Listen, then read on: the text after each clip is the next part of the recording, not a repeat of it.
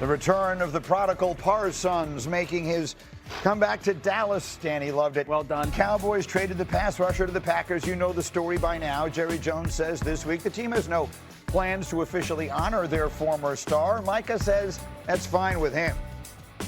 There's a lot of things I can consider disrespectful throughout this process, but I wouldn't say the tribute is one of them. I would say, I just think, there's hard feelings maybe there for them, but, for me, I'm happy where I'm at. And we got a really good football team, so I guess I can give you my tribute and a win, I hope. By his standards, that's pretty restrained. Right? It's a pretty good response. Right? Like, I didn't know what to expect. Yeah, you ask him that question. A Having been a reporter, you ask him that question, you get that answer, you're a little disappointed. Like, Micah, we were looking for something else. Funniest thing ever would be the Cowboys giving him a podcast tribute, like a highlight tape of his best podcast. Some of the one-liners from the podcast. Just put those up on the huge screen at Jerry World. It's an interesting game. I got to tell you, Dan, it feels... No, it's not. It's not an interesting game. The Cowboys are going to get a boat race. Boat race. The Cowboys are going to get whooped. This offense without CeeDee Lamb, and with two offensive linemen out, going against this defensive line, that's one of, if not the best pass-rushing defensive lines in football. Yeah. They're going to get smoked. And then this defense going against Jordan Love in this offense that's going to hunt big plays in chunks, and they can't rush the passer. They've blown coverages. The best case scenario for the Cowboys is keeping this thing under 3 touchdowns. Whoa. That's how this game will go. Whoa. And by the way, Dallas has got some major injuries. Let's just point them out again. CeeDee Lamb has a high ankle sprain, 3 to 4 weeks. Their first-round draft pick, Tyler Booker, has a high ankle sprain, 4 to 6 weeks. Deron Bland has a foot injury. He's back at practice this week, and they do think he'll be able to go. And there's a question mark about Trayvon Diggs and his shoulder injury. But you mentioned all the issues that the Dallas Cowboys have. We're talking about the injuries. The other issue they have is that Green Bay's coming off a loss to the Cleveland Browns. You're going to get a salty Green Bay Packer team on Sunday night. They're not going to play a game like that 2 weeks in a row. No, they're definitely catching them at the wrong time. Micah's going to go off. He might have 4+ sacks in this game. And to your point, it's almost exhibit A of why Jerry Jones needs to relinquish GM duties. Because this defense has literally set their entire team and organization back. Because even for that defensive backfield, where it seems like everything is open sesame down the field, well, that's what's happened when you don't have a pass rush and have Micah Parsons in the lineup. I think one of the things we'll see is the difference in the rosters. I mean, the Packers have a Super Bowl caliber roster. Yep. Cowboys aren't even close. And so that's the thing that you'll see difference-wise. And we talk about Micah and the defense. This defensive line, it's like the super teams from the WNBA. Yeah. It's not just Micah Parsons. Now, I love the fact that they've weaponized them. They're just trying to create all these one-on-ones. Micah's in the middle now as an off-ball linebacker. They just want their 5 pass rushers. Micah Parsons, Lucas Van Ness, Rashawn Gary. Everybody gets one-on-ones. Somebody win. That's the goal. That's the concept. This time they pressure Edgerrin Cooper. And so I don't need Michael to win every play. I don't need Rashawn Gary to win every play. I don't need Lucas Van Ness to win every play. I just need one of those guys to win at a time. And then as an offense, you're like, oh my gosh, Micah, Gary, Van Ness, they're all at the line of scrimmage. And all of a sudden it goes from a 5-man pressure and you think man coverage to a crazy cover 2. They spin out and you're going to see Dak going, I don't know what the coverage is, and forcing the football. So this is so much more. Micah leads the NFL in pressures at 14. Rashawn Gary has 9 and he leads the NFL in sacks at 4.5. And Lucas Van Ness has 7. This is a defensive line that's as good as anybody's. This is the perfect tune-up game for the Packers. They dropped the ball versus the Cleveland Browns. They should have won that game. They dominated most of that game, at least defensively. They were in a position to win, and they dropped it. They're going to be mad. They're going to come into this game offensively for Matthew Golden, who is their first-round receiver. They have not drafted a first-round receiver in years. If he gets on the same page with Jordan Love, this is the perfect game to do so. These are 2 clips from the game against the Commanders where it should have been a touchdown. Jordan Love, short arms the throw. The next one, this would have been a 90+ yard touchdown. He overthrows him. And even last week against the Cleveland Browns, they actually hit on it.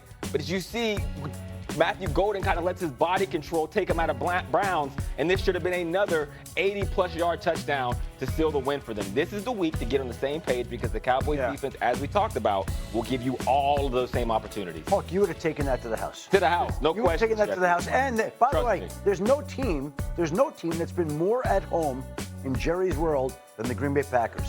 6-0. They've never lost a game there. That's crazy. They've been there 6 times. This game will look like that playoff game from 2 or 3 years ago. I'm very worried about the Cowboys. I think there's cause to be. If you think about it in the bigger picture, Shefty, a month ago today, you would have said the Cowboys' two best players were CeeDee Lamb and Micah Parsons. One of them isn't playing, and the other one's playing on the other team. So this is obviously a disaster scenario, and I fear the Cowboys are on the verge of slipping out of this thing. This could get away from their season, with CeeDee Lamb out, whatever it's going to be, 4 weeks. Jerry was talking about IR this week. Right. It could get away from them quickly. And I think we find that on Saturday if they put CeeDee Lamb on injury reserve. But I think the Dallas Cowboys are in a spot that a lot of teams find themselves in. This week we saw some teams change their offensive coordinator. We saw them move offensive coordinators down to the field. The reality is we're headed into the 4th week of the season. And when the season starts out 3 weeks ago, everybody feels like they found the draft pick that's going to step in. Everybody feels like they're going to make the playoffs. Everybody feels like they've turned around their team. And a quarter of the way into the season, reality sets in. Yeah. The truth surfaces, and there are teams and organizations that realize we've got holes, we've got problems, we've got issues, and now the pressure mounts. Yeah, and in some cases, panic sets in, and I think we've seen it. All right, that's an interesting game in a weekend filled with them. Meanwhile, as we've shown you already this morning, Will Compton has a brand new haircut today, honoring his bet with Taylor Lewan. His Cornhuskers lost to Taylor's Wolverines. Will, tell us all about it. Will, tell us all about it.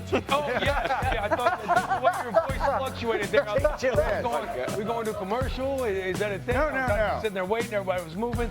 Yeah, look, we lost. Look, Nebraska lost. We lost 30-27. A lot of plays we left on the field. I think we should have kept that game. But I had to shave my head. I had to shave my face, not the eyebrows. Not the eyebrows. And standing here right now is the first time I felt a little cold on my head because we got the hair coming down. But this is what we are now. This is the new version, and I think we go on a run after this haircut. I'd like to point out Nebraska is undefeated since Will shaved his head.